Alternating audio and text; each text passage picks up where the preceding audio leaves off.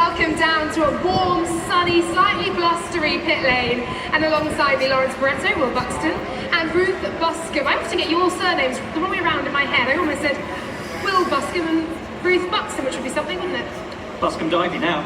Buscombe-Divey. I got it wrong after all. Anyway, welcome along. It is time for FP1, just the 1 hour of practice to bring you all. It's very important, isn't it, Lawrence? Yeah, just like you say, 1 hour to get all of the updates and get some information on them. We've got 8 out of the 10 teams have brought upgrade packages, some of them very significant. McLaren, Aston Martin, Mercedes, they've brought so many new parts to this race. It's the last real chance, I think, for the teams to bring big packages to see what they can do for this final swing of races into the sixth. And Will, the track as well, it's been resurfaced. It's notoriously bumpy, this one, isn't it? We're talking excessive skid plank wear looking at last year.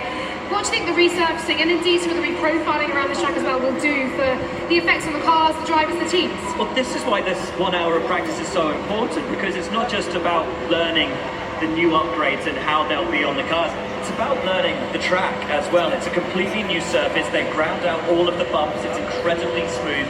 So it will be a new challenge for all of the teams and all the drivers, and also, as Ruth I'm sure can attest, the amount of data they're going to need to draw off these cars in this 1 hour of practice is so important for the knowledge for the remainder of the weekend on how the tyres will be coping with this new asphalt.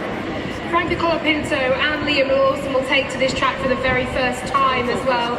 So already an uphill task for this sprint weekend made all the more difficult for them as rookies here at COTA. As Will just mentioned there, Ruth, how difficult is it then for strategists, for teams to get things right, especially after a 3-week break in which they have been working like mad to get upgrades on the car? Well, I think, every challenge is actually an opportunity, and it's so critical, especially for drivers like Franco and Liam.